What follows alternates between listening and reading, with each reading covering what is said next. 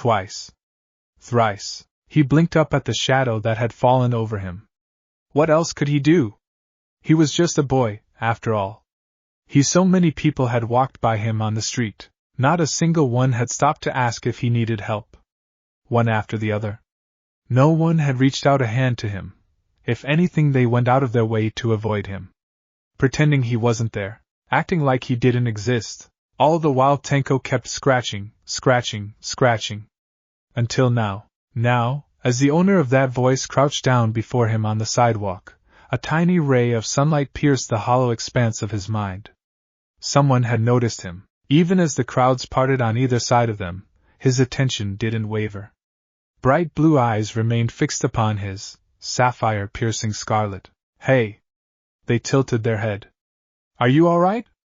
Did something happen? He found himself looking upon a strange man, more a teenager really, clad in strange orange and black clothes. Bright blue eyes crinkled in a small smile, framed by whiskered cheeks and messed blonde hair. He looked even worse than Tenko felt right now. As if he just fell out of the sky and hit every building on the way down. Maybe he had. His body was covered in dirt and grime, his attire weathered and torn to reveal a mesh undershirt beneath. There was a strange sun-like mark on his right hand. A tattoo or something? Yet for all that his injuries, the young man smiled. Here, let me see your hands. Dread reared its ugly head in Tenko's heart. A flash of agonizing memory caught him in its teeth. His hands. Breaking. Cracking. Death. Killing. And no. He recoiled with a yelp. Wait, it's fine.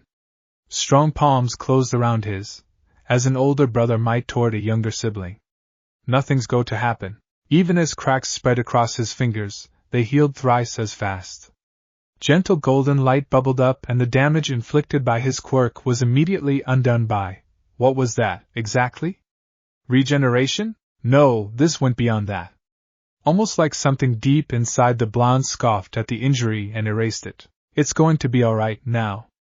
The stranger smiled, cheeks dimpling. I'm here. Are you lost? Where are your parents? Those words. Those blasted words. Faced with such a sight, with genuine human kindness for the first time in so long, Tenko did what any child in his situation would. He broke. I'm lost. Tenko warbled once and hiccuped. I don't have anything anymore. A tan hand came down on his head, tousling his pale hair. That's all right. His savior laughed. I'm kinda lost, too.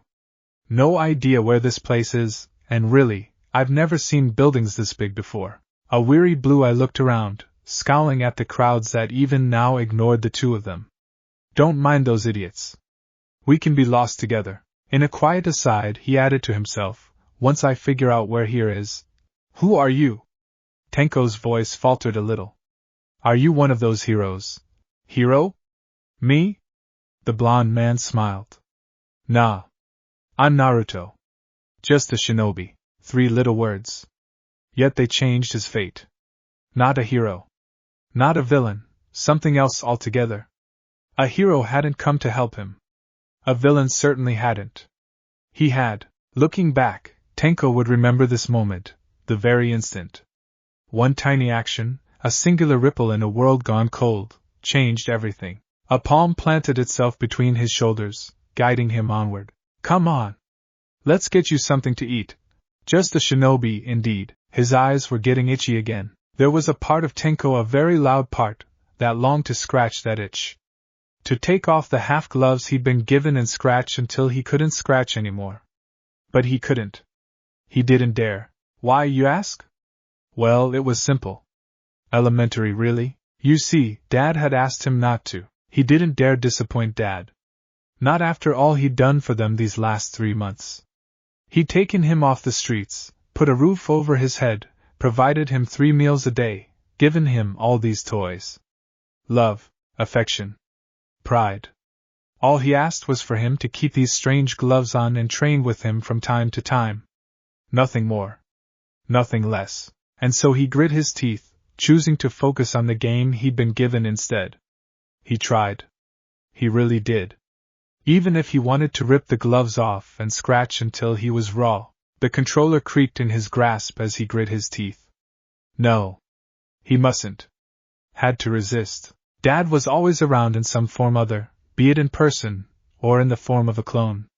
Sometimes when he was feeling particularly clever, he let Uncle Kurama watch him. Those were good days. Uncle Kurama always got him the best games. Mario Kart was a great one, even if he wasn't very good at it. Maybe he was a bit biased in that regard. Some small part of him knew all this was ill-gotten gains, but so what? Dad stole from criminals for a living. He wasn't a hero. Wasn't a villain either. He did what he had to do, because it kept them safe. Maybe that made him an enemy of everyone. Maybe not. Tenko wasn't sure. Naruto was Naruto. Dad was Dad. Just a shinobi. Just a father. As if summoned by that thought, he heard the faint chime of an opening door below his bedroom. Hey, kiddo! A low voice intoned. I'm back. Hope you like pizza. Tenko shot to his feet. 0.0.0.0. Naruto had no idea how to raise a child. There it was. The unspoken truth that had hobbled him for the last 3 months now. Life as an orphan may have helped him to empathize with poor Tenko's plight. It certainly encouraged him to take the little lad under his wing. But that was as far as his understanding of the matter went. He didn't know how the first thing about parenthood, much less how to take care of a kid. Why would he? He had next to no experience in the matter. In that regard, he was very much playing it by ear, making it up as he went. And in other matters as well, you did what you had to. It's not your fault. Easy for you to say, Kurama. His jaw clenched a little as he fiddled with a ring of keys. But this still makes me feel dirty. Arg. A hiss tore out of him when he failed to find the right one. Blasted thing. A long day had left his right arm weak again. His knuckles were raw from all the work he'd done. Was it not work well done then, if for a good cause? Technically speaking, he had no known identity in this world. Which meant no ID, which meant an inability to attain a job, which also meant no income, and no place to live. Merely taking Tenko out to eat on that first day all but exhausted what meager funds the boy had. From there, they'd been out of money, but not out of options. Anyone else might have fallen into despair. Anyone who didn't possess the unique set of skills he did. He tried to uphold his moral code as long as he could. And he had, because you see, the remedy to their plight had been a simple one. If he wasn't willing to rob good people, and still wary of this world's hero system, then who could he possibly target? Answer. Villains. More aptly, their ill-gotten gains. He could run faster than light, disguise himself as anyone he pleased, so long as he knew their face. Really, it wasn't fair. For them. At last the lock gave, and he swung it back with a triumphant smile. Maybe he'd gone a bit overboard on the whole triple lock thing. Still, better safe than sorry. Tenko. His voice boomed in the open parlor. I'm back. Hope you like pizza, Dad. He heard the door crash open. A blur shot out it, slid down the stair railing and nearly took out his legs. He swayed in place, balancing the pizza boxes with one hand, and steadying him with the other. His ward looked up at him, grinning from ear to ear. Irk. Right in the heartstrings. You're back. A frown lit his face. Of course I am. I said I'd be late tonight, remember? Well, yeah, his ward warbled, but I didn't think you were coming back till tomorrow. Tenko trailed off and buried his head against his knees. Naruto couldn't help but wince at that. He was, not cured per se, but better these days. A far cry from the gaunt, emaciated boy he blundered into by chance. So long as he didn't bring up the boy's trauma, and he never would, he was certain he could help him adapt. He was getting better. He would be better. He swore it. Speaking of swearing, did you train today like I asked? The boy winced. A little? Didn't make much progress. Was this what pride felt like? Pride in someone else? Such a strange feeling. Don't worry about it. Naruto scratched his cheek. Maybe it would be better if I just showed you that trick tomorrow, and really, your blooding's pretty harmless so long as you wear gloves. Quirks, they called them. He disagreed. They weren't any different from bloodlines, really. Tenko's was dangerous in the wrong hands, but so long as he used it carefully, he'd be fine. It was merely a matter of control. Pops, blast, he'd been spacing out. I'll have dinner ready in a few minutes. He tousled the boy's hair. Go wash up. A small hand tugged at his sleeve. All right, can we play some Mario Kart after? Sure, I'll wait. Naruto caught himself nodding, then paused as Tenko raced up the stairs. Just remember to keep your gloves on. The boy shot him a baleful look over his shoulder. Come on, it's like 100C, tough. A blonde brow rose. Gloves are no games, mister. Tenko rolled his eyes and flung up his hands. Fiyin! Naruto watched him stomp upstairs. Heh. Guess this is my life now. Maybe it wouldn't be so bad. A/N. Be merciful, I'm learning as I go here, and I've gotten a lot of requests for plot points in this tale. Well? What do you think? Should this be a story? I await your feedback. So in the immortal words of Atlas, review would you kindly? Here, have some juicy previews. Well, future ones at least. Preview. For all your strength, you have a weakness. It was a good punch, a terrified part of Tenko thought. Powerful, full of promise and pain. Decay or not, he had no way of stopping that.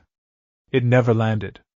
He creaked an eye open. Naruto lowered his arm, fingers curled around their fist. That's my son. His voice was a low growl. Is he now? How adorable. Naruto's fist blurred. That's... Their head snapped to the side. A tooth whistled through the air. My son! His victim's face twisted against the fist, skin warping, obliterating an eye. You got him, bastard! A golden fist flashed upward. The sound barrier shattered. His foe rocketed into the clouds. An impossible force struck him from the sky, hammering him all the way down, and the street ruptured as they struck, spraying debris everywhere. Yup. We need a quick place, though. You're right, but I can't really think of a good one, Dad. How does a mountain sound?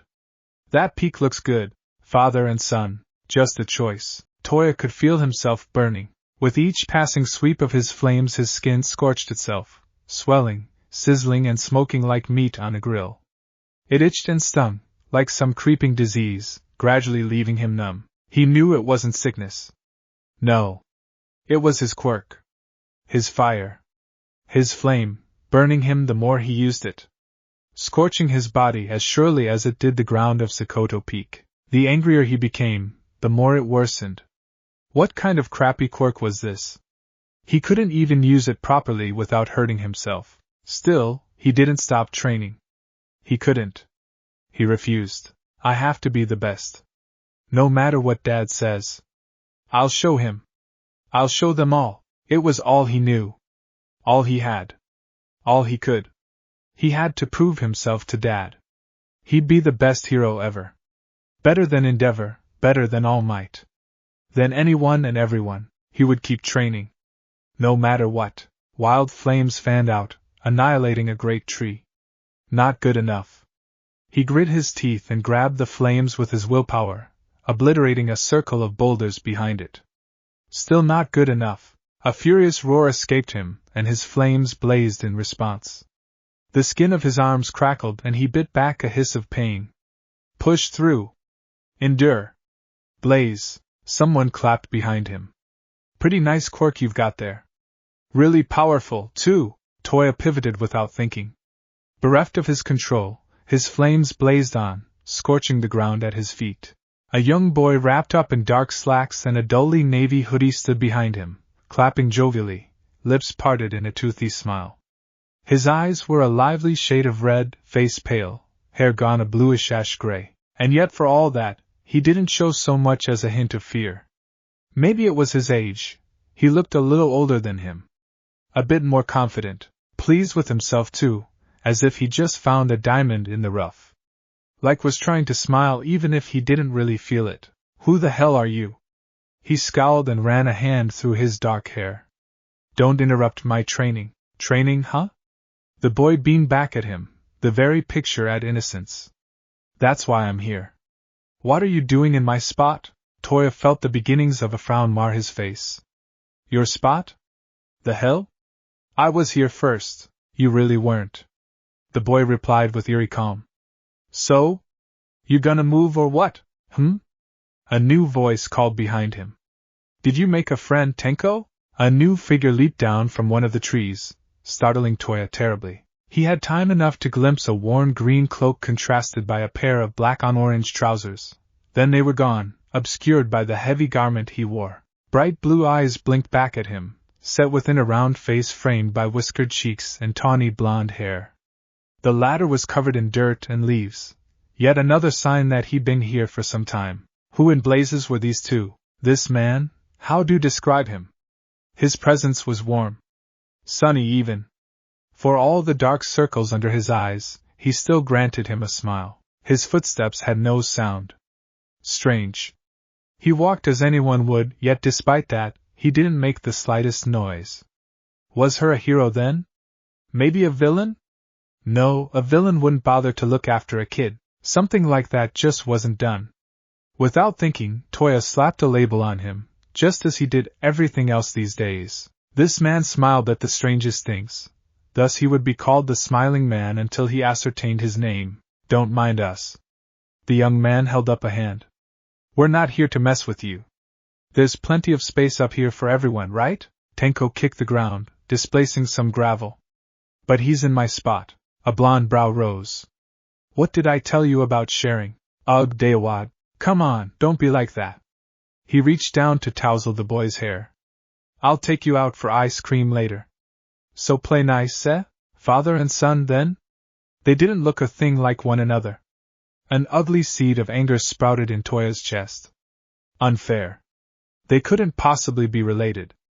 There was just no way. And yet, he swallowed once, trying to stifle a retort, and failed utterly. A trembling finger rose to point at them. Are you training him? Yup. The blonde's head bobbed. Been doing it for the last few weeks, now. A muscle jumped in Toya's jaw. Is that so? Go on, Tenko. The man nudged him. Show him. Tenko? The boy peeled off one of his gloves and laid a hand upon a burnt boulder, surface still blackened by flame.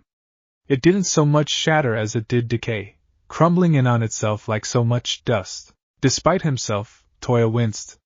His own cremation was powerful and all, but that, how did this kid even live? How did he touch anything at all, without it all falling apart? That a boy, Tenko preened, cheeks flushing at his praise. Toya saw it all. Every bit of it. Not fair. Not fair. Unfair. Dad wouldn't train him. Too dangerous, he said. He knew what he really meant. Unworthy. He never said it, but it was implied. He was already trying to have more kids with Mom. Trying to replace him. The boy before him had a quirk even more devastating than his. And still, his dad trained him. His emotions swung into a wretched downward spiral. For a moment, he actually hated the boy before him. The blonde man frowned suddenly. Almost as if he'd sensed it. You alright there? Toya grit his teeth until his jaw began to ache. Fine, don't worry about me. A hand settled on his dark hair. See, I don't think you are alright. Blue eyes filled his vision. So close. When did he move? He tried to retreat, but another hand clamped down on his shoulder, holding him fast. Who was this guy? If you're having trouble with your quirk, I can give you a few pointers, same as I did Tenko. In the end, it's all about control. The smiling man held up a finger. See? As he spoke, it flickered with golden flame, yet spread no further than his index. You have to feel the power in you. Let it flow through you, grab it, and then control it. It's not hard. Go on. You try. It doesn't work that way.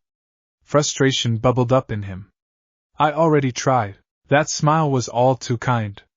It hurt. Do or do not, there is no try. Shut up. Here at last, his emotions slipped their leash. Azure flame flared up, blazing impossibly hot. Panic flared with it. No! Control it. He'd burn himself. He'd burning everything. But he couldn't control it any longer. The inferno was free, and it surged forth. Schwip, only to find itself absorbed. With a faint sucking sound reminiscent of a flowing breeze, the inferno vanished into the blonde's open palm. It didn't harm him. No, it was almost like he'd absorbed it somehow, like that strange golden cloak of his had eaten it. What the hell? No one taught you how to control your powers, huh? The blond man pursed his lips in mild displeasure. Come on, that's the most basic of basic. Here. He offered him his hand. Let me see your palms. Toya flinched, remembering his burns. I don't think that's a good idea. Naruto absolutely scowled. Hands, young man. It was such a parental thing to say. Toya couldn't help himself. He couldn't argue with him. Why, yes, sir. When presented with his burned palms, the man frowned. Calloused hands ran over his injuries, traced the charred surface of his skin. Well, nothing I can't fix. Hold still. Golden light ran across his palms, bringing with it a faint sense of itchiness. Toya found himself flinching, but there was no pain. None at all. As he looked on, his wounds mended themselves, the faint scent of cooked skin overpowered by an altogether more pleasant scent. Like the crackling scent of breathtaking smoke. There we go! Just like that, the blonde released him. All better. You how? Toya grabbed at his sleeve when he tried to rise. How did you do that? What's your reasoning for this? Tenko huffed. Dad doesn't need a reason to help someone. He's a shinobi. It's what he does, Toya warbled once, a thin reedy sound escaping his teeth. Damn him. It was too much. He was just too nice. Just like that, the walls in his heart crumbled. Something was wrong. Enji Todoroki Endeavor knew it at once. If only because every instinct howled at him the moment, nay, the very second, he pushed the sliding door aside and stepped over the threshold. There wasn't a single light on in the house. No, wait, he told a lie. There was something glowing over there in the corner, almost shimmering, really. I see you. Searing scarlet eyes met his in the dark. He jumped. Blinked. Scowled and scrubbed at his eyes with a fist. No one was there. Neither man nor beast. Had he imagined that just now? No. His heart hammered in his chest still, adrenaline spiking in his veins. For a second he could have sworn he'd seen a giant beast, a fox. He shook his head. Damn it, I'm working too hard. Ray. He raised his voice. No response. Enji tried not to frown at that, failed to stifle the ember of irritation that sparked in his chest. Blasted woman. They weren't on the best of terms these days, but why would she outright ignore him like this? Had she already put Shoto and the others to bed? He conjured a flame to his fist and fumbled for a light switch, half expecting that to fail, too. It didn't. The light snapped on. Welcome home, Endeavor. There was a stranger in his house. A young man sat on his couch, one leg crossed over the other. He took him in at a glance. Blue eyes and blonde hair, whiskered cheeks, attire that had seen better days. He smiled for him, but there was an edge to that smile, something sharp that likewise put him on edge. Who in blazes was this? A villain? No, he mustn't jump to conclusions, at least he shouldn't, not. Only then did he notice who was sitting with him, or rather, opposite him. He scowled at her. Ray? Why did you let this man in? His wife quivered under his gaze but held firm. This man brought Toya home. Had he? I did indeed. The blonde smiled and gestured to an empty chair. Take a seat. I'd like to have word with you. Endeavor's brow drew down in a thunderous frown. Just who do you think you are? Who I am depends entirely on how you respond. Take a seat. Something in his voice compelled obedience, however briefly, and Enji found himself complying, sinking into a chair. He cursed himself a moment later. He'd given away his advantage. To rise now would only make him seem like a child, and he refused to give this oaf any more satisfaction than he already had. The blonde braggart's smile suggested otherwise. He hated that smile. It reminded him of All Might, but sharper somehow, the grin of someone more than confident in their power, but also one unfettered by measly morals. In a word, dangerous. Great. The young man hummed. See, we can be reasonable. I'm Naruto. Nice to meet ya.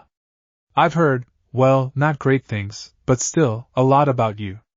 Your family had quite a lot to say. Fire sparked. Did they now? Ray made a point of looking anywhere but at him. TCH. He'd have words with her later. Enji took a deep, slow breath to steady himself. Only then did he dare speak again. What is the meaning of this? Meaning, you say? The blonde's smile became a touch more strained. Funny word, that. Let's discuss it. Your son nearly burned himself to death today trying to prove himself to you. I think that's meaning enough, don't you agree? His herd stilled. Toya had been training again? I told him to stop. And how could he? The question was a dagger in his gut. You filled his head with dreams of being a hero. But that was enough, was it? You only ever taught him to increase his heat, never to control it. How could he do anything but burn himself out? If it weren't for me, he'd be dead right now. Do you have any idea how hard he'd been pushing himself? If I hadn't patched up his quirk, he wouldn't be here. Wait, hadn't he said something incredible just now? You what? We'll come back to that later. The unnamed blonde dismissed his concerns as one might a student in class. Enji didn't much like it. I'd like to move on to the matter of your wife. Ray sat a bit straighter, clutching a pillow to her chest. Endeavor didn't fail to notice the sudden tension in the room. Now then, the intruder continued with that same, implacable calm, I can't claim to understand quirk marriages, but ain't this a problem? You're not treating her like a person. He ran an idle hand through his hair as he spoke, concealing his eyes from view. You'd be amazed what people say when you offer them an ear to listen, a shoulder to cry on. And you? You're hurting her. His arms swept aside, revealing stark scarlet slits. I take issue with that. How many times have you knocked her down? The blonde barreled on, heedless of the landmine he just trod upon. How many accidents has she had, And for what? Defending her children? I don't claim to be the sharpest tool in the shed, but even I can see there's something wrong here. Enji burst to his feet. I don't have to take this from you. No, you don't. This villain, there could be no doubt in his mind, now looked up at him, and granted him a curt nod. You can walk out right now. That's what you do, isn't it? A searing heat crept into voice, blazing like the sun itself to meet his own fire. You run away from your problems. When things get tough, you get going, don't you? That, or start swinging. Like a bully, his flames flared. You dare? You bet your burning beard I do. Blank red eyes regarded him intently. I can't claim to understand your motives here, but this isn't right. Stubborn pride sparked in Endeavor's heart, and he bit his tongue to stifle an irritated snarl. The fool didn't understand. How could he? How could anyone understand his struggle? Surpassing all might was all that mattered. If he made a few mistakes along the way, then so be it. Failures were to be cast aside. Weakness would be ignored, no matter what some might say. Sentiment had no place in hero society. Naruto looked away from him suddenly, distracting him from his internal monologue. Why don't you go check on the kids? Enji's wife didn't budge. It was the most spine he'd seen from her in some time. I'll stay here. You sure? Her gaze swung back to him. Yes. Endeavor's anger sparked anew. She thought she could turn against him, did she? Never. He wouldn't allow it. This is pointless. He took the initiative before that blasted blonde could again. I don't know what you want, or who you are, but you're in the wrong here. Not I. You break into my home, threaten my children. Naruto, actually. And your wife let me in. His smile didn't waver in the face of the growl that followed. Not once. I haven't harmed a single hair on their heads. Nor will I. All I did was ask a few questions. The answers were illuminating. I asked Toya a question too. Enji didn't like where this was going. What kind of question? The vigilante tilted his head. I think you already know. He had an inkling, yes. It enraged him. Enough. Endeavor swept an arm before him, temper finally slipping its leash. I'll hear no more of this nonsense. You've no right to be here, make demands of me, tell me how to raise my family. Ha! A sharp bark of laughter startled him. Enji's world went still. It soon proved the calm before the storm. Family? The blonde tilted his head. This isn't a family. This ain't even a proper home. Maybe it was once. I'll give you what. But now? No. He shook his head slowly, blonde bangs swaying side to side. Whatever it used to be before, I can see what it is now. Their eyes met. This is a prison. Ray whimpered into her pillow. A muscle jumped in Enji's jaw, pounding alongside a vein in his temple. Brat, I've had it up to here with you. Good. The blonde surprised him by finally standing in turn. So have I. His chin rose in stoic defiance. You gonna shape up? Or do you plan to leave? Must. Not. Kill. Because you see, Endeavor understood now. This little oaf was trying to goad him into a fight. Yes, that was what he wanted. If he slaughtered an unarmed man in cold blood, intruder or not, it would be all over the news come morning. The city loved its scandals, and he could see himself now, plastered on the front page. He wouldn't allow it. I'll give you a third option. He rose to his full height, towering over the bemused blonde. Leave, now. Do so, and I won't see you thrown in a cell. Ha! Here at last a spark of anger slipped through the young man's facade, twisting his whiskered face into a scowl. You want me walk away? Ignore this? You're an even bigger idiot than I thought. Fresh fire sparked in Endeavor's fist. He saw it and scoffed. All right. I can see it's pointless trying to reason with you, and I don't want to burn your house down. Answer me one last question, then I'll be on my way. If that was the price to be rid of him, then so be it. Spit it out. Red eyes glared at him. Do you still think your son, Toya, can be a hero? The question nearly floored Endeavor.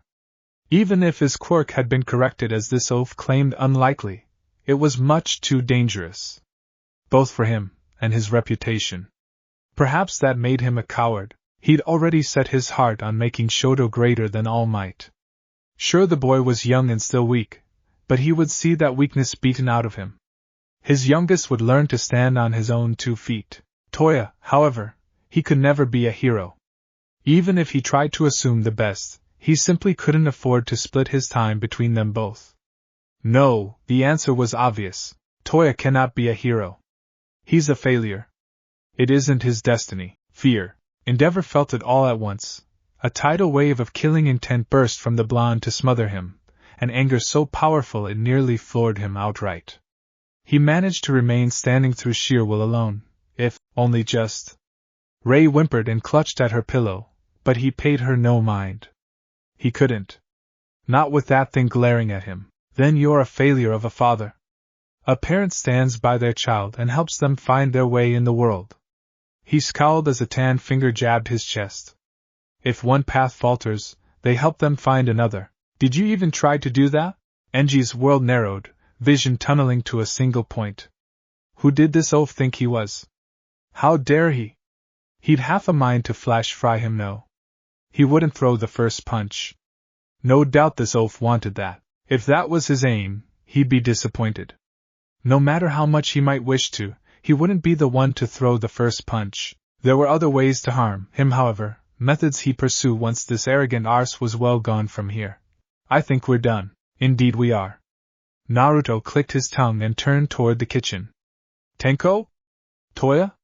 You can stop hiding now. The faint sound of shuffling footsteps reached Endeavor's ears, and he saw Toya stood there, his face carved from stone. Endeavor stilled. There was a boy with pale hair there and red eyes beside his eldest, but he dismissed him at glance. He had other concerns. Why was their son looking at him like that? Had he heard? He must have. Why else would he wear such a fearsome expression? I'm sorry you had to hear that. Here at last, Naruto's face softened. I'm not. I didn't realize my old man was this shitty. Language, mister. Toya rolled his eyes and mumbled an apology. Toya, wild rebellious Toya, who didn't listen to anyone. He listened. To this stranger. A fresh fracture etched itself into Enji's mind. It shouldn't have bothered him so. But it did. That fracture widened further still when Naruto walked over to him and laid a hand on his shoulder. He didn't miss the way his son smiled at him. We'll be in touch. Naruto turned a point look over his own shoulder. You coming? What? Endeavor ground his teeth. Who the devil are you talking to? The crack became a fissure when Ray rose from the couch. Endeavor made a grab for her. What are you doing? She slipped free. This is goodbye, Enji. No. She joined them. No. This wasn't happening. No. Where are you taking them? The blonde didn't even look apologetic. You had your chance. He could feel himself crumbling. Ray. If she went with him, if they went to the police, she'd take the children. Take Shoto. And with them all his dreams for the future. And what would he have? Nothing. No, less than nothing. He's taking it all from me. Just like All Might. No. Worse. It was too much. The last fraying thread of his thoughts snapped. A single bound carried him forward as Naruto turned away. He swung a flaming fist at the back of his skull. Someone hollered a warning, gold light sang. An open palm intercepted Endeavor's fist with liquid grace. 5 firm fingers bit down against his knuckles and wrenched them up. In a mindless fury he lashed out with the other, desiring nothing more than the complete and utter destruction of the man before him. Instead he found himself stymied as the other hand swept up, catching his free hand by the wrist, forcing a grapple. In the background he heard the boy's gasp, saw Rel fall back on her hindquarters, but none of that mattered. Nothing. None of it at all. Because he heard the words, saw the smile, that damned him. Gotcha. Endeavor struggled to extricate himself to no avail. How did you stop that? What kin of villain are you? Number 2 hero indeed. Naruto snarled, driving him back a step. You have a shitty attitude.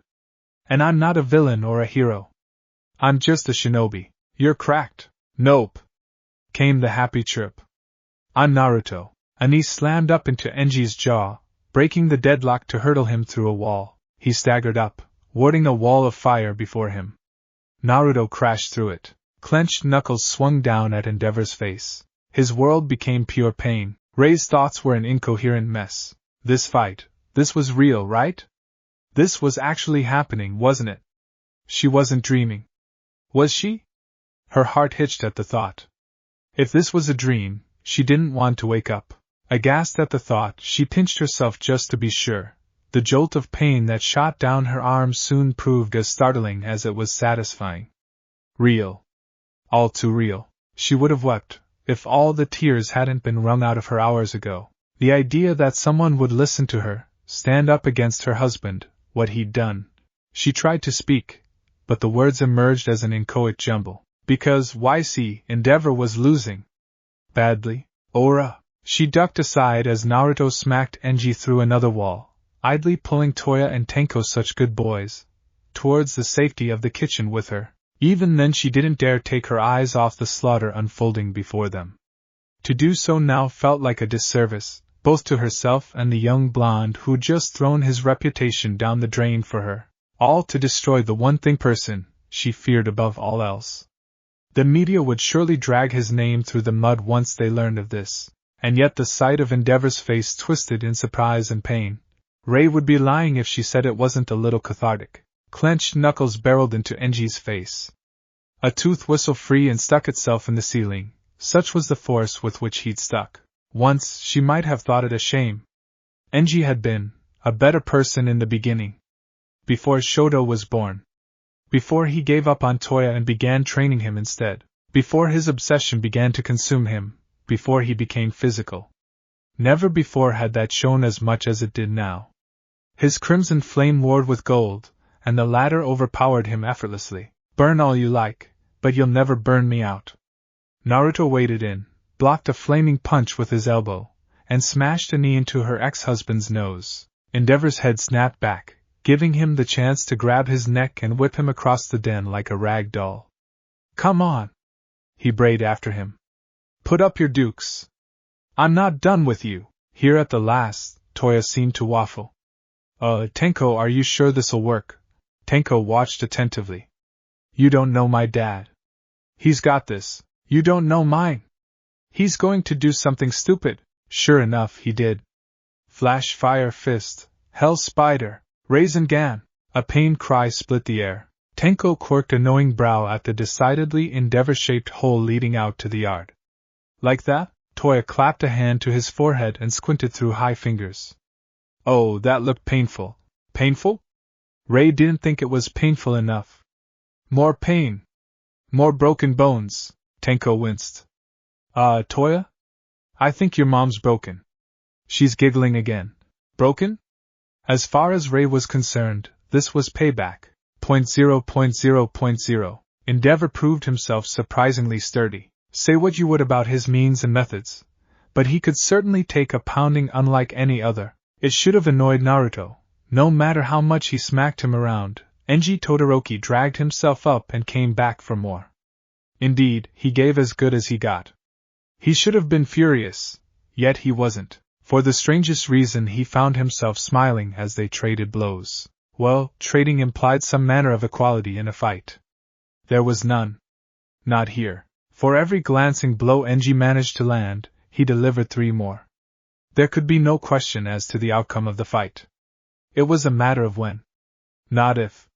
Endeavor wouldn't break easily. Good. It wouldn't be any fun if he did. Every blow he rained down on this burning, bearded bastard left a bruise, each a mark for him to remember. Stubborn. He'd break him down bit by bit. At the end of the day he didn't want to kill him, twisted as that might sound. Death was a mercy.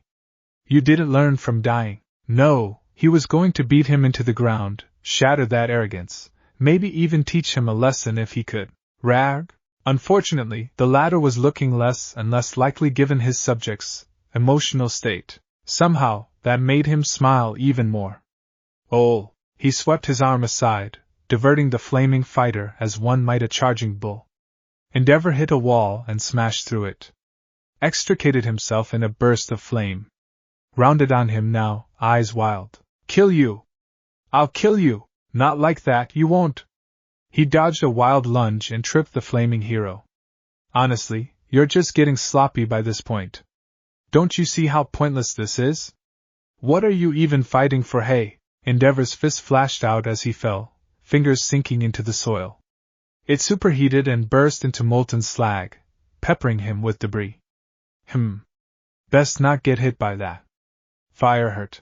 Burns still stung, no matter how quickly he healed. He flung up an arm and grunted in annoyance as the burning berserker made a blind grab for him, seizing his wrist. Fire burst in his face. He closed his eyes against it with a put-upon sigh. The heat hurt, but he'd experienced far worse in his day. Really, the Amaterasu put this paltry display to shame. Kurama gave him the mental equivalent of a sigh. Stop playing with your food already. Fine. Still bleeding flames, Naruto swung, backhanding the number 2 hero away from him with an open palm. Can't let me have any fun. Jab. Hook. Uppercut. He retaliated against Endeavor, but tactically, a boxer choosing his blows. Each hit was targeted. Every strike left his adversary gasping in pain. Liver. Lungs. Kidneys. A lead hook to the body, snaking around Enji's guard to rattle his ribcage. Mean to debilitate, to break, but not kill. Endeavor folded like a wet paper bag. A kick sailed up and caught him in the chin, physically flipping him in the air before he fell flat on his face. Naruto found himself wincing despite having been the one to deliver it. Oh. That looked painful. You done? Never. The former father righted himself with a snarl from the floor, fists burning. Flash fire fist. That's quite enough of that. Naruto stomped down on his back, grinding him deeper into the floor. Do you want to set the entire neighborhood on fire? Much to his surprise, the man's entire body burst into flame, forcing him to recoil with a pained hiss. Endeavor rushed him, still ablaze. He caught an overhand swing and chambered a Rasengan into his ribs, one that sent him hurtling out the house proper. It was too much to hope it would keep him down. Endeavor's body barely bounced once before he righted himself in the yard. Flames sputtered beneath his back and set the grass ablaze, burning away the last of his momentum to force him back to his feet once more. A wild look flashed across his face as those bloodshot eyes fixated upon him once more. You filthy villain! So we've moved on to petty insults now, have we? He closed his eyes and paused to stomp out the flames he'd left behind, careful not to let them spread. Endeavor took the opportunity to close with him again. Beneath closed lids, blur orbs blazed into golden honey once more as he drew upon the natural energies in the air. How embarrassing, for you. Flaming fists slammed into open palms once more. Haven't you learned yet? A gold iris creaked open, regarding him with a flat expression as held him at bay. I'm stronger than you. One of those hands tightened their grip and yanked. An awful pop filled the air. Endeavor yowled in pain. His right arm fell to hang loosely at his side, dislocated at the shoulder. In a single seamless movement Naruto swept the broken man's legs, both breaking their deadlock and leaving him hanging in the air for a crucial moment. Unbalanced by the blow, Endeavor wasn't able to course correct in time. Faster, too. A golden punch rattled Endeavor's ribs, launching clean through the fence and out into the street beyond. Time to wrap this up. Folks would notice at this rate. Really, he paused a stone's throw away and planted one fist on his hips. The only thing you have going for you is your size, and as I'm sure you know. He saw the moment Endeavor snapped. Felt the temperature spike. A hand thrust forward. Jet burn. Size isn't everything. He reared back and slammed his hands together. The resulting shockwave popped his ears and extinguished most of the blaze before it could hope to reach him. Even then some of it reached him, singing his face beneath Kurama's cloak. Did his emotions make the flames stronger? Something to consider. He'd have to add it to his notebook when he taught Toya. Oh ho? Already taking the kid in? If this bastard won't help him, then I will. Said bastard looked to be on his last legs right about now. His left eye swollen shut, chest heaving, one arm drooping uselessly, flames sputtering. Even his knees looked weak right about now. He didn't have much left in him. Yet despite that, he stood. He'd give him points for determination. If only he could channel that determination somewhere else. Maybe he was a lost cause after all. All right, Naruto heaved a sigh, shoulders slumping. I think we're done. He looked to Ray and the kids. If you want to round up Shoto and the kids, then call the cops. I can keep this bugger subdued. His sixth sense shrieked a warning. Tenko cried out a second later. Toya wasn't far behind. Dad, watch out. Blazing arms closed around Naruto from behind. He cursed himself for the distraction. Sloppy, heat flared, singing his skin. Prominence burn. A pillar of fire split the night. Golden fire. Kurama swelled around his shoulders in all his golden glory, snuffing out Endeavor's greatest attack like a blown candle. An attack that had scorched the very sky, visible for miles around, swallowed you by a giant fox. The irony wasn't lost on him. He took a tiny bit of pleasure in watching Flaming Hero sway on his feet, strength spent at long last. Is that all? Endeavor lurched forward. Enough. A cursory kick shattered the joints of his right knee, twisting it at a horrible angle. Enji buckled to a knee. He didn't scream. More points for him. Pity they weren't enough. What the hell are you? Endeavor growled at him, flames flaring fitfully in his face. How are you this strong? Just how many quirks do you have? Bingo. Those were the words he'd been waiting for. Look at you, wasted and gasping for air. Naruto forced a smile to his face and spread his arms. Remember these words, Enji Todoroki. A father always gets stronger when he's fighting for his family. I'm fighting for mine. He hooked a thumb over his shoulder, to where he knew Tenko was watching, rapt with attention. My boy's standing right behind me right now, cheering me on. But who are you fighting for besides yourself, Endeavor? The redhead went still beneath him. Go on. Naruto let his grin gain a manic edge. I'm listening. Tell me.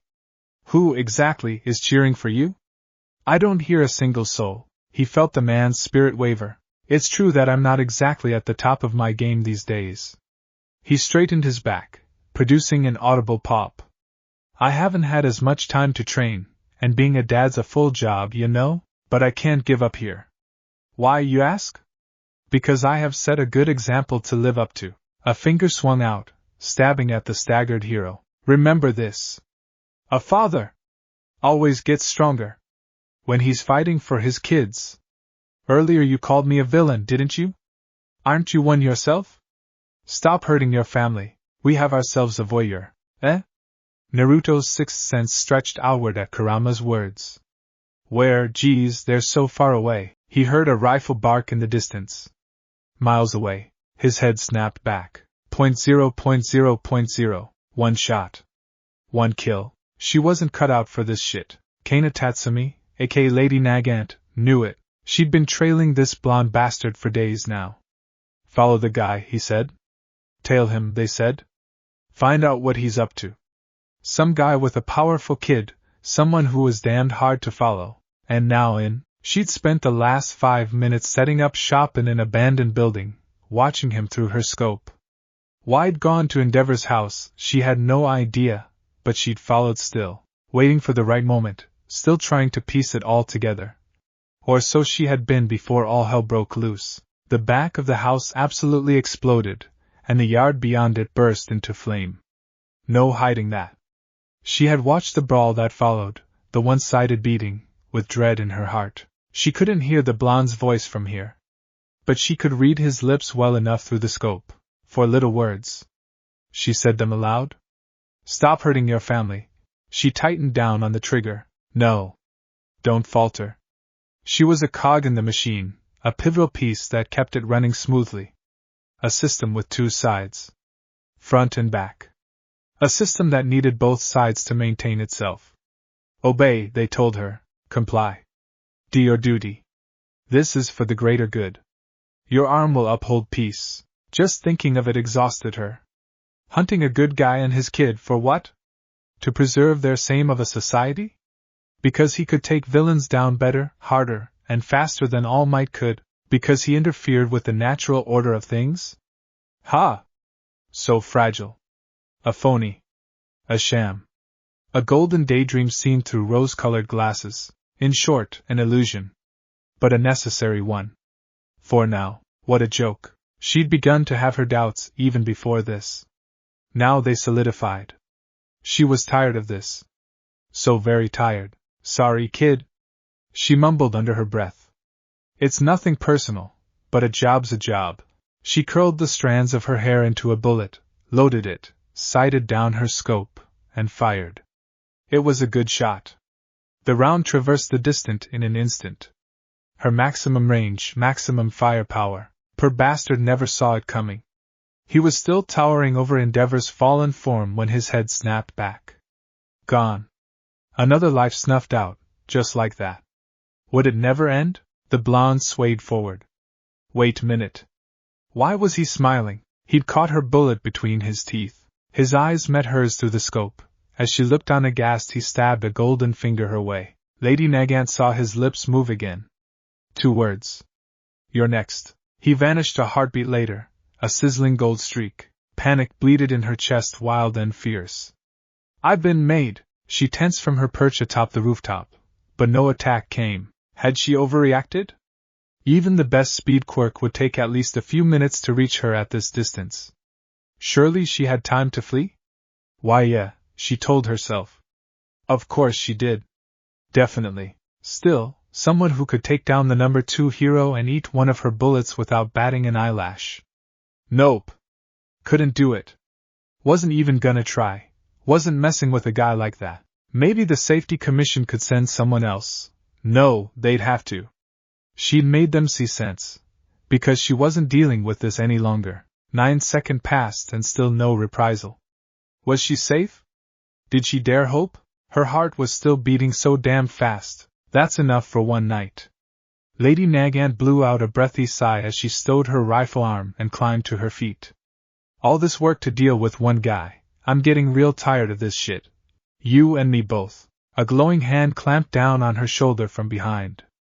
5 firm fingers locked down onto her collarbone, fastening themselves in place. Her brain fizzled, any and all thoughts dying an ugly death, spiriting her courage away with them. No.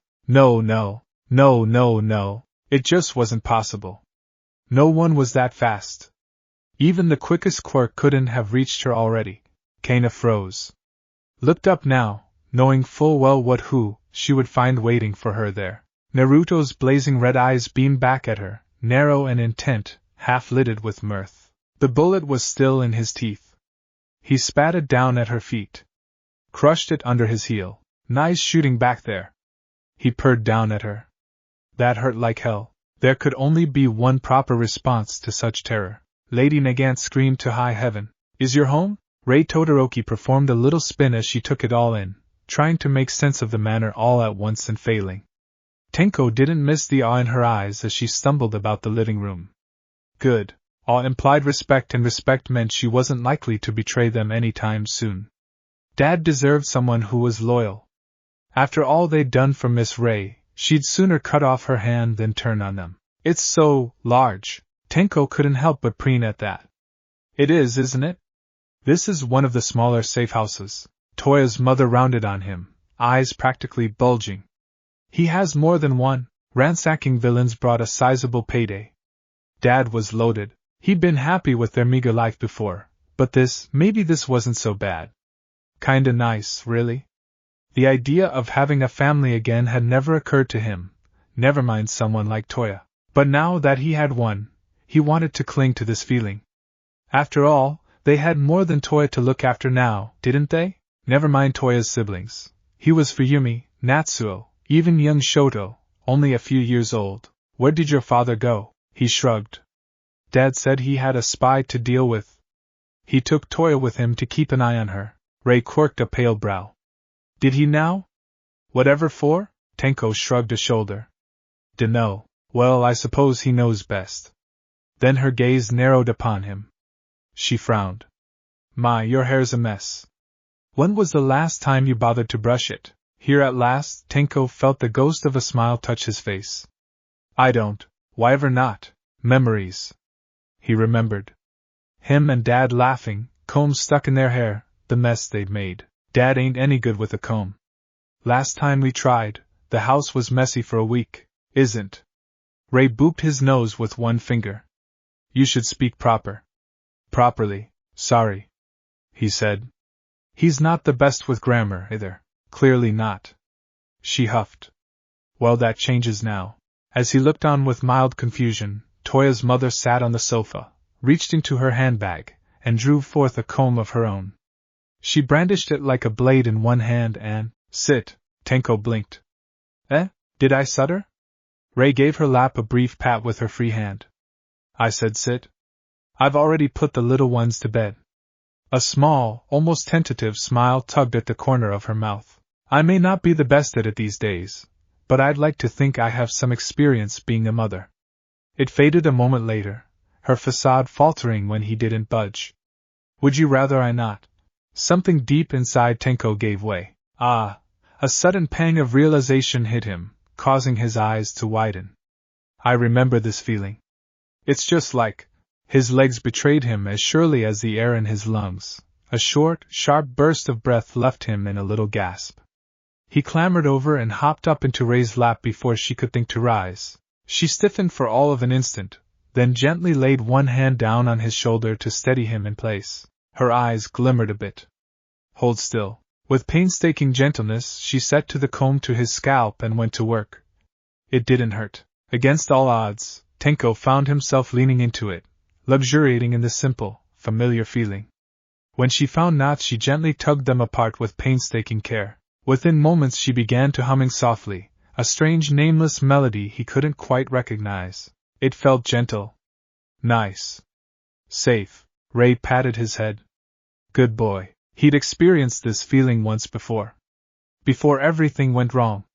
Before his quirk manifested, his head drooped. Lips parted before a single word. Mom, Miss Ray absolutely squeaked. Tenko didn't hear her, lost in his own thoughts as he was. He tried not to think about his mistake these days. About the past either, because if he did, he'd end up dwelling on it, and that brought nothing good. The past was painful, but you can't let it define you. Best to focus on the present, Dad said, or better yet, the future. Right now, the future was looking bright. This was his family now. If anyone, hero or villain, tried to hurt them, make them sad, take them away, no, he wouldn't lose his new family. Never again. He would protect them at all costs. That was what Shinobi did. 0.0.0. Rise and shine, sleepyhead. No, Lady Nagant didn't want to. Kana Tsutsumi certainly didn't. Her bed was nice and warm and it was too damn early to get up. She groaned something to that effect and burrowed beneath the blankets. Strange. What was that clinking sound she just heard? No, not important right now. Ignore it. She was far too sleepy to deal with this. Soft. Cozy. Mine. Everything must have been a bad dream after all. A finger flicked her face. Come on, lady. How long are you gonna make us wait? Kana didn't recognize that voice. Her eyes snapped open. Realization swam up from the murky depths, bringing with it a sudden, startling realization. This wasn't her bed. These weren't her walls. That wasn't her ceiling. The room was a pale pastel blue color, utterly bare of decoration but for the futon in which she found herself. Memory rushed back in. No, she tried to sit up. No, couldn't now, because he was bound to the bed, arms shackled behind her back. No, her vision focused. There was a boy leaning over her, jabbing her. Toya Todoroki. Her mind rattled at the name. Good, you're awake. He continued to beam at her. Dad asked me to watch you while you were resting, and a good job you did. The door swung open, revealing the man in question. Naruto Uzumaki. Her target. The man she was meant to kill. Kana glowered at him. He'd shed his prior garb for an orange turtleneck and black khakis, though those heavy boots of his remained still. She could still see the scorch marks etched into them from his fight with Endeavor. He had one hand hidden behind his back, holding a gun in hand, no doubt. Oh, right. I tried to kill him. No wonder he's angry. He'd caught her. Scared the daylights out of her. Now he'd come to finish what he'd started. Thanks for watching her, Toya. Naruto flicked a glance the boy's way, diverting her attention once more. You can play with Tenko now. I'm sure he's feeling lonely by himself. Eh? I thought he was with Mom. You're the only one he really knows here, Toya. That'll change. The boy grinned. I'll introduce him to my siblings. He'll love them, I'm sure he will. He tousled the boy's hair. Run along now. I'll come by to tuck you in later. Right. Color hit his cheeks. You better keep your promise, old man. Naruto quirked a blonde brow. Have I ever let you down before? The wild boy kicked at the floor, scuffing it. No, and I never will. The blonde patted his head, musing his hair.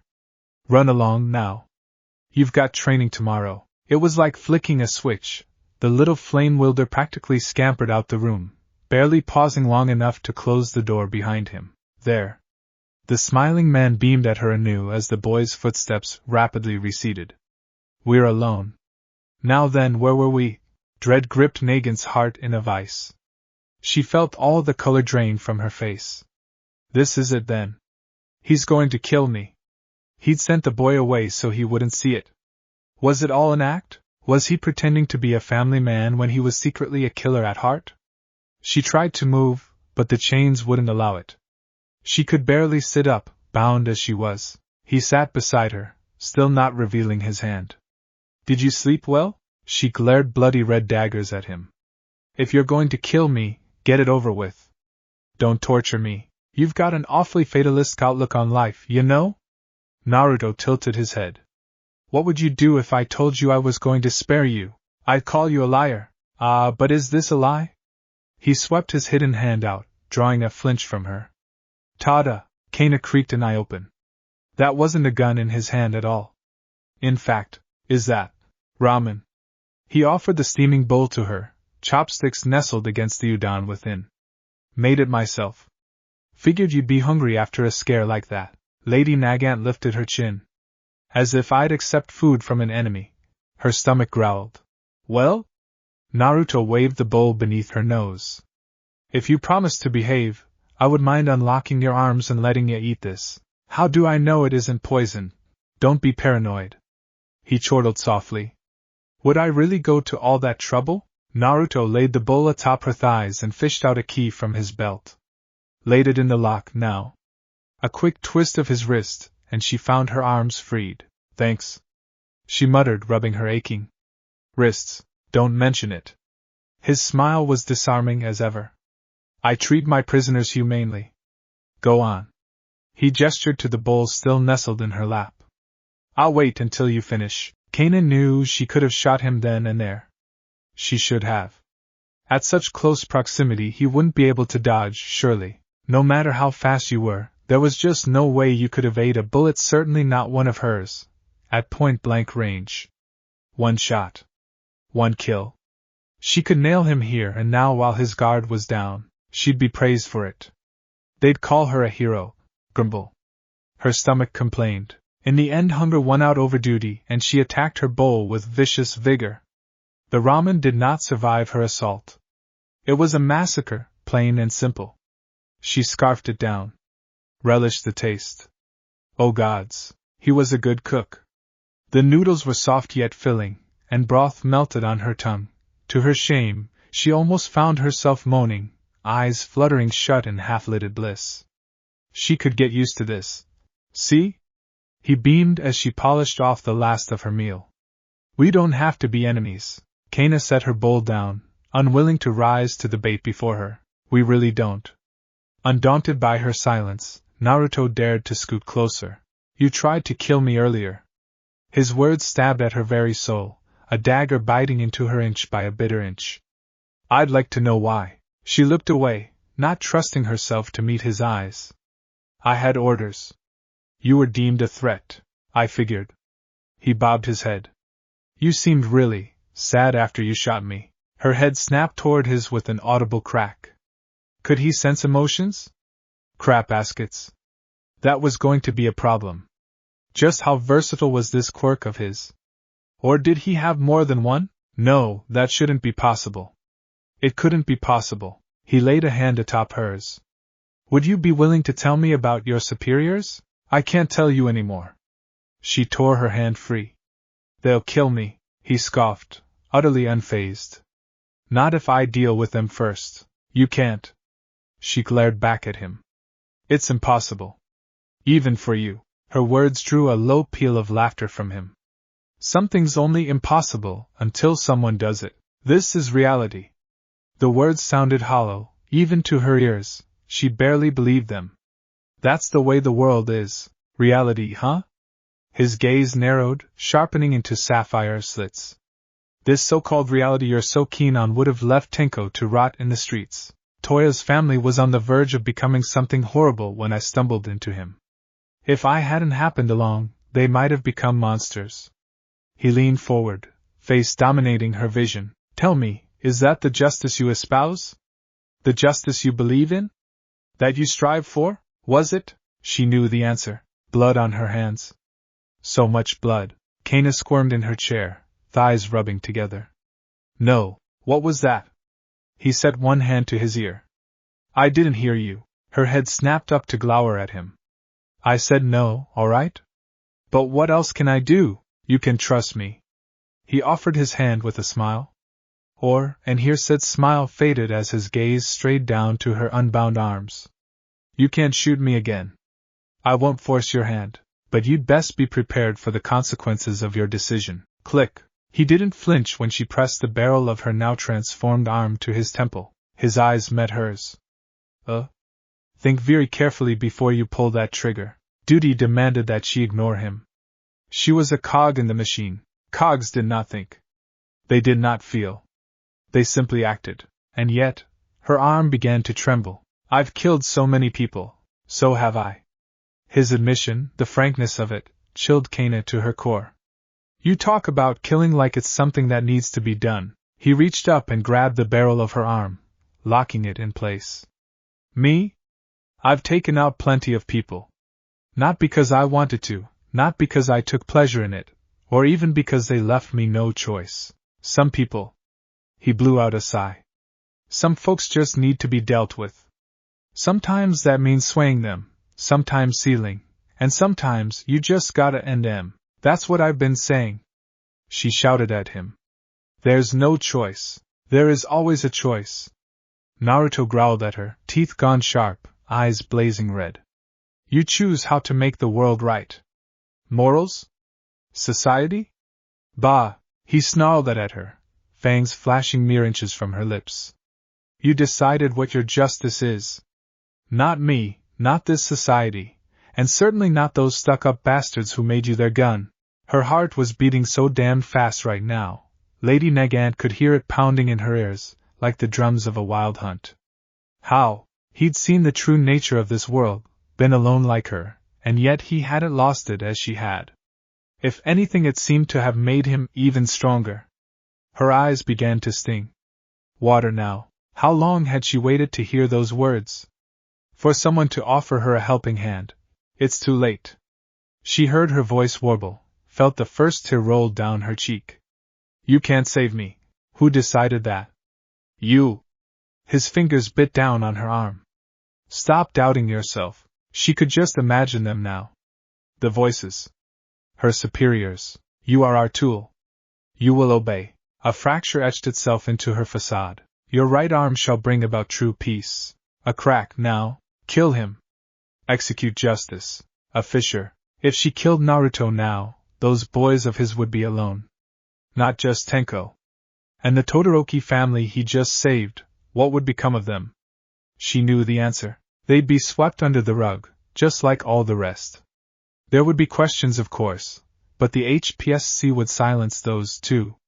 Just as they did all those who stood against them. Was this justice?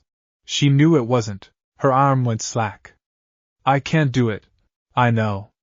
He let go of her rifle arm and leaned over, wrapped an arm over her shoulders, then drew her head into his chest. She didn't resist him. It's all right.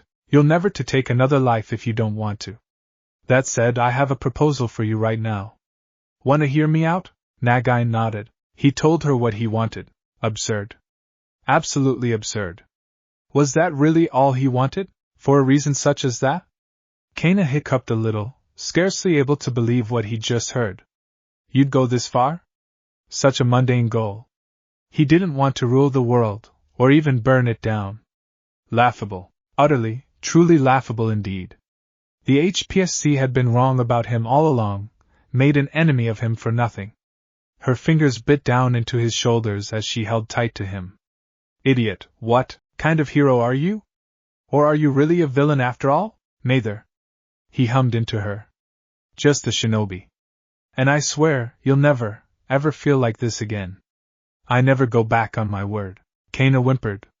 He was hitting all her weak points, damn it. Every bit of trauma she tried to suppress. This blonde bastard, he tore right through it to reach the real her. It was too much, so go ahead, release it all. Let it all out. I'm right here. I won't say a word. The dam of her heart finally crumbled with a wilting wail. Lady Nagant buried her head into his chest. She bawled like a baby. She wasn't faking, Kurama. Naruto heaved a sigh as he opened the window. Those were real tears. She's all torn up inside. Ain't the tears I'm doubting. You just let her walk away. No consequences. I let Nagant go, sure, he grinned. But I never said where she was going. Two guesses where. HRRMMM? Wait. Oh. That's actually clever. Does she know you're using her as bait? Probably. Since when did you start using your brain? He scoffed, and created a shadow clone. Since I had a family to protect, said Doppelganger didn't resist as he began to disguise it, tugging up its hood and wrapping a dark mask round the lower half of its face. In the end, it was a matter of perspective. How did the saying go? One man's trash is another's treasure. Lady Nagant's organization might try to silence her for her failure here today, scrap her for failing their so-called ideals. Unacceptable. He wouldn't allow it, not after she'd bawled like that. Follow her. He commanded it. Make sure she gets where she needs to go safely. A blink. And if she's threatened, she likely would be. Do what needs to be done and help her return safely. His clone saluted and shot out the window in a streak of gold. Naruto closed it behind him with a grim nod. Time to check in on Rei. 0.0.0.0. You let her go? Just like that? Yup. Naruto bobbed his head in agreement, and flung himself down onto the couch beside her with a hearty sigh. His smile was telling. Just like that. Rei Todoroki found herself somewhat concerned by the nature of his smile. It was the same one he'd worn when he thrashed Endeavor within an inch of his life and left her husband a beaten, broken man. That said smile was currently directed at the ceiling of their humble little hideaway, worried her to no end. The children were all abed at last, and they were alone. It was just the two of them down here in the den. She should have been excited by such, finally, a chance to speak with him in privacy without prying eyes or little ones running around underfoot.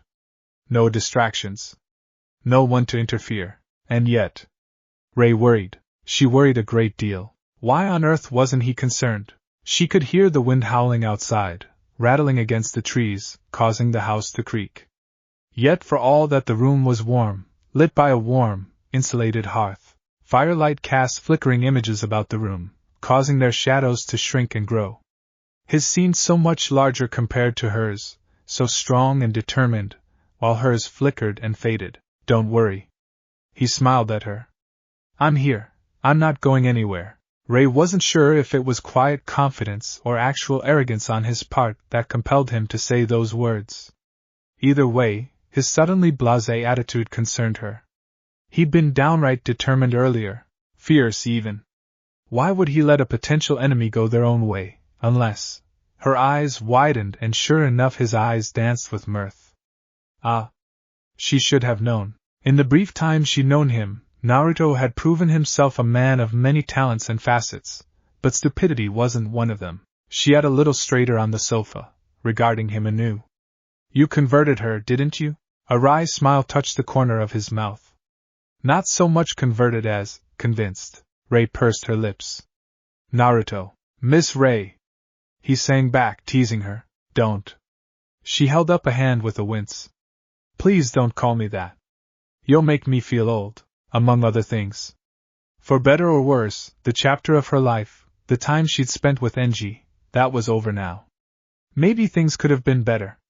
Maybe she could have stuck it out. Maybe there was light at the end of the tunnel. Maybe their fractured family would have become whole by the end. She'd never know now. Naruto tilted his head. Just Ray then?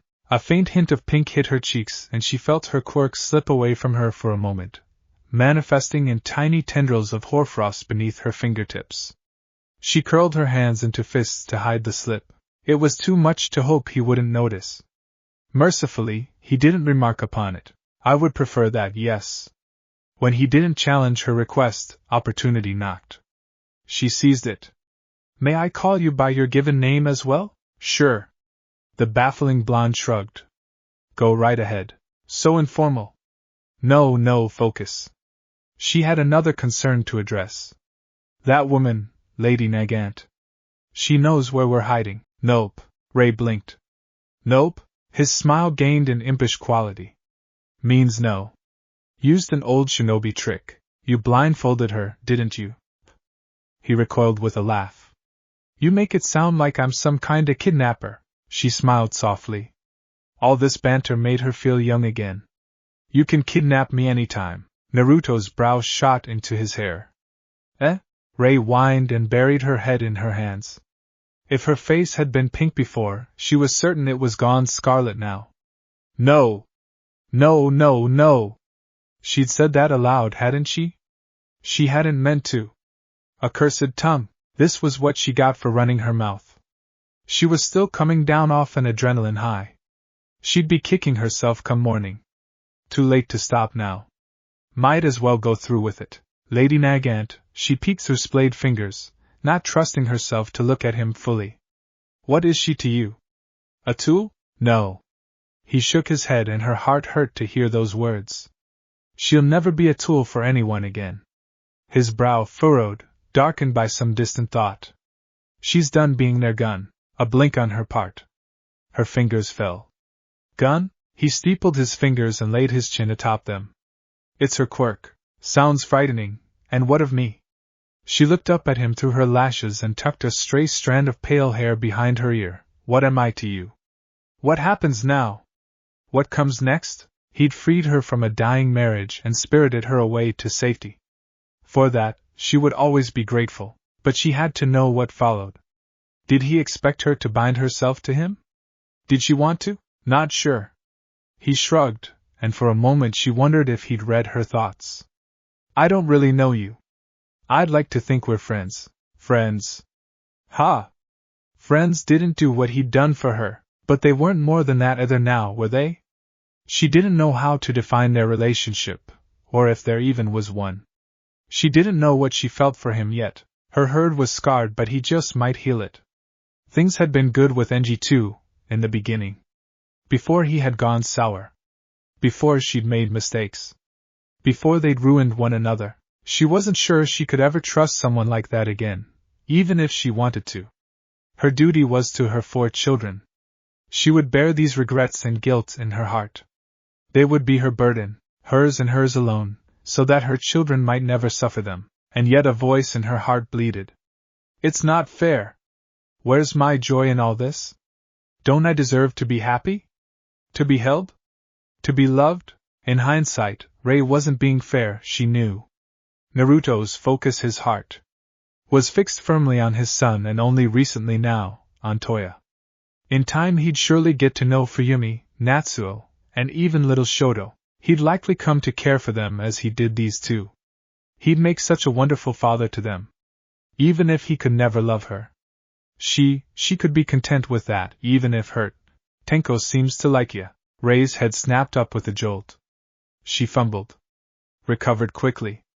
And him? He's a good boy, he is. Naruto bobbed his head in a glum nod. He's been through a lot, has he? She blinked, and his mother. She'd never considered it. Tenko didn't look a thing like his father. She might assume he'd inherited his mother's appearance, but she'd seen neither hide nor hair of any such person since coming here. It wasn't hard to put two and two together. The conclusion she came to wasn't a pleasant one. They were either separated, his mother was dead, or perhaps, Tenko ain't mine by blood. Naruto seemed almost chagrined to admit it, judging by the way he scratched at the back of his head. I adopted him, after a certain incident. Blue eyes rose to meet her, and there was a shift in the air. It took me a while to tease it out of him, to figure out what happened. His eyes met hers again. What I'm about to tell you doesn't leave this room. His voice gained an edge that hadn't been there before, the warning rumble of a protective father. Can I trust you? She touched a hand to her bosom. Until the day I die, Naruto told her.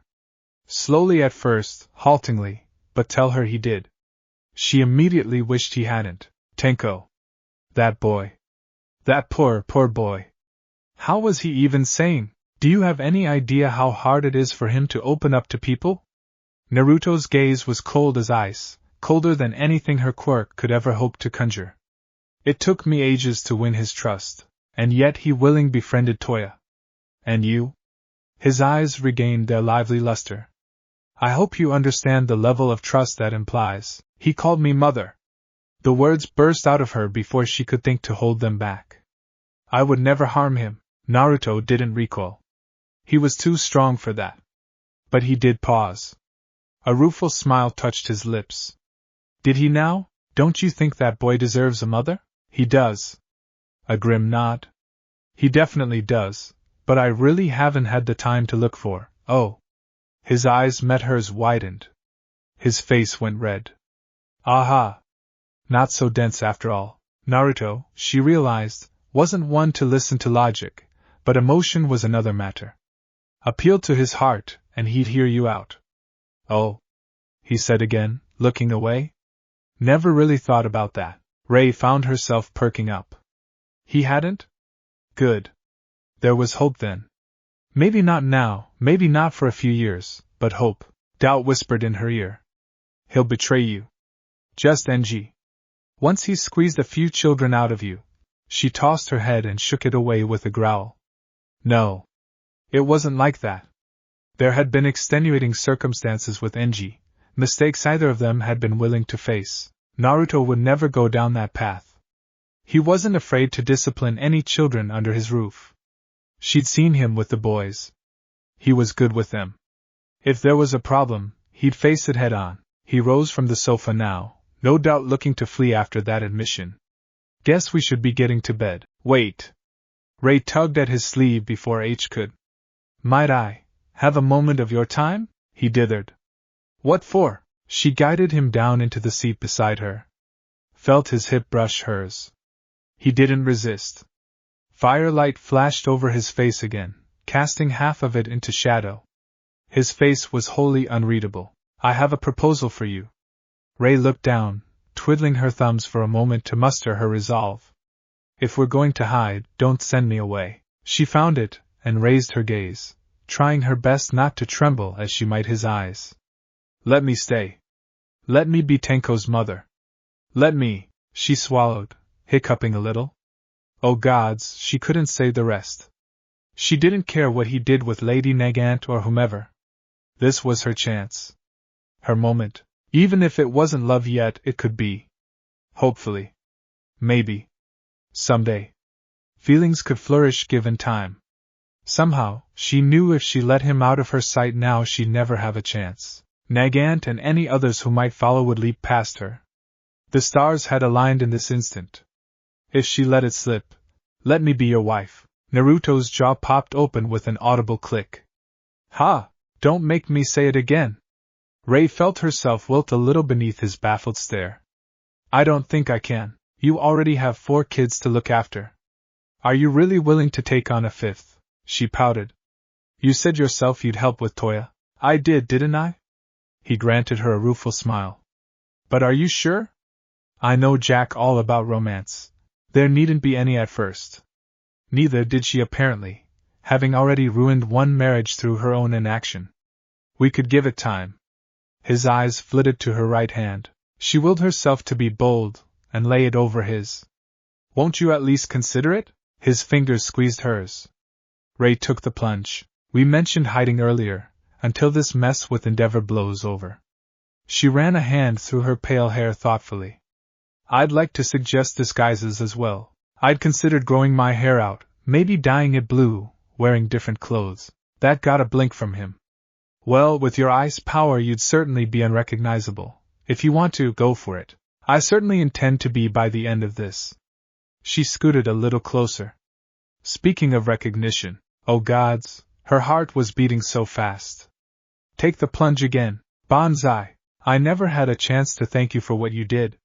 She hummed softly. "That was sweet of you. Here. Let me express my gratitude again." Naruto made no move to escape her. Warm lips graced his. Soft, slow, and lingering. He didn't respond even when she tilted her head to deepen the kiss. She could tell he was too shocked to react meaningfully. That was just fine. Shock was good. Better than rejection at any rate. She took wicked pleasure in his stupefied expression as she pulled away. "There." She touched 2 fingers to her lips and licked them once, silently savoring the taste of him. "I hope that expresses my gratitude properly." Naruto flushed. "You really did. And I can hear you 2 up there." He called toward the staircase. "Tenko. Toya. Bed. Now." Little feet scampered up the steps.